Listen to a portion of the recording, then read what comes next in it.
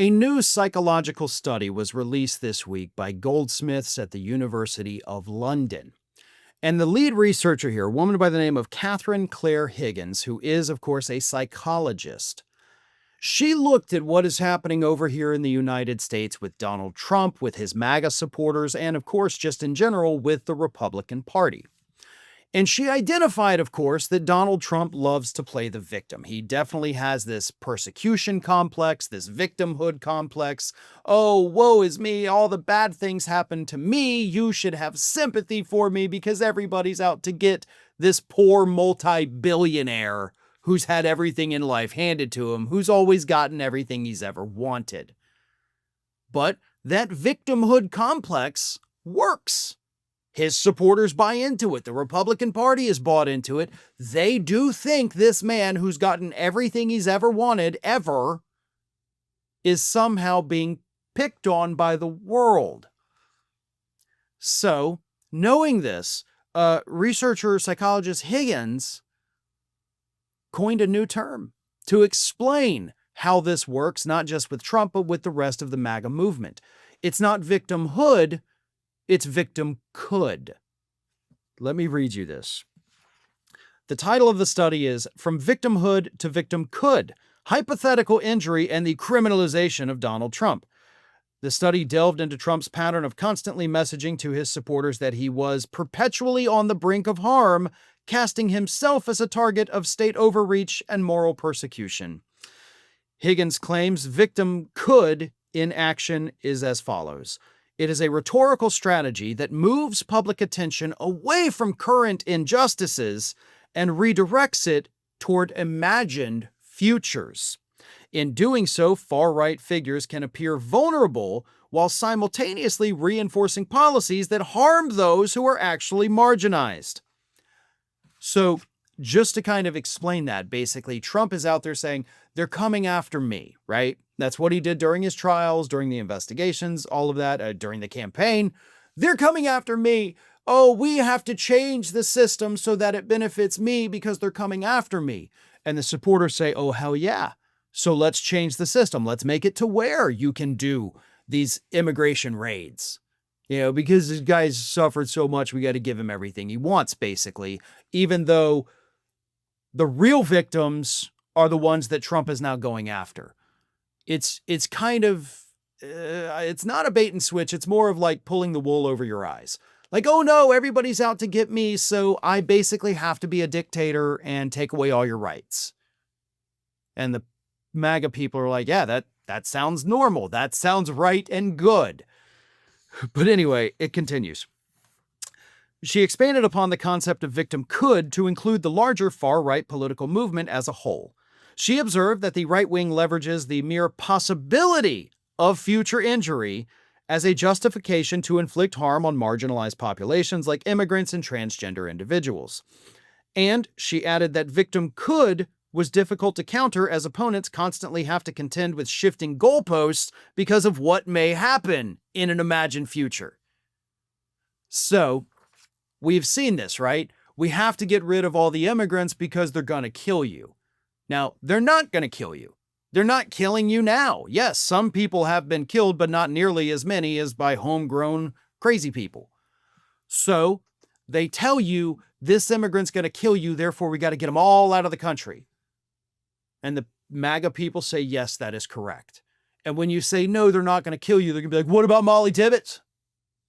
They'll bring up one or two names that they have committed to memory to be like, what about these people? Yes, those people died, and that is a tragedy. And then they shift the goalposts again. And as she points out, that becomes harder to counter. Even though it's one or two people, by trying to counter it, you dismiss the deaths of those people.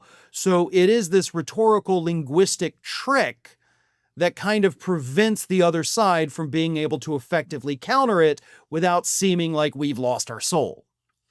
And she continues. She argues that this amounts to a larger cultural reversal. Systems that actually cause harm are presented as necessary for safety. People in positions of great power are portrayed as under attack. Privileged individuals are painted as the ones who are suffering. Far right, like they do with the wealthy elite, right? Oh, the poor wealthy elite, they're being taxed to death, and we got to cut their taxes. They're not being taxed to death. We're the lowest tax rates almost ever in history. Far-right policies such as harsh immigration rules, anti-trans laws, or cuts to public services are framed not as acts of control or exclusion, but as necessary responses to looming threats. This, Catherine Claire Higgins, again, Goldsmiths at the University of London, this may be the best psych study I have seen explaining Donald Trump and the entire Republican Party. It is absolutely phenomenal, and it is 100% spot on. And there is a link, by the way, in the description of this video that'll take you to an article about it at the bottom. You can go and find the other article. But anyway, read it. Share it. Okay, this is the kind of stuff, this psychological evaluation of Trump, his supporters, and the Republican Party as a whole. These are the kinds of things that the public really needs to start to understand. Because once you understand it, everything Trump does, everything his base does, starts to make a lot more sense. And when it starts making more sense, when you can figure out why they're doing the things they're doing, then we can strategize, then we can come up with a plan, then we can figure out a way to counter it. And this is the key, right? Like, we're almost being given the blueprint here on what they're doing and how to understand it. The next step, how to counter it, now that's up to us. We have to figure that out. And collectively, we can do it if everybody gets on the same page and understands what this study is telling us. So, yeah, I'm giving you homework. Go read it and share it. Make sure people start to understand what's happening, and you are not going to find a better piece than this study from, again, Catherine Claire Higgins of Goldsmiths, University of London. The title of the study is From Victimhood to VictimCOULD, Hypothetical Injury and the Criminalization of Donald Trump. Please check it out and share it widely. Did you know that you might be missing out on wonderful content from me? I mean, you're here already because clearly you like what you see. So if you're not already, please do subscribe to the channel. Make sure you like the video, share them with your friends and family, but also follow me across the rest of the social media world. And it's not that hard to do. Whether it's X or Twitter, whatever you want to call it, Facebook, Instagram, TikTok, Threads, on every one of those platforms, you can find me at the username @FarronBalanced. Simple enough, right? So get on it. And if you don't feel like going to each one of those outlets individually, lucky for you, we have links in the description of this video to take you right to my pages across all of social media. So don't miss a minute. And while you're at it, make sure you're also subscribed to the Ring of Fire YouTube channel, which I have been hosting for many, many years now. We've got more than 1 million subscribers over there, and there is fresh content over there every single day of the week. So again, if you're not subscribed, subscribe to this channel, and while you're at it, go subscribe to Ring of Fire at youtube.com/The Ring of Fire and @FarronBalanced across every social media platform that, of course, is not considered just a far-right hellscape.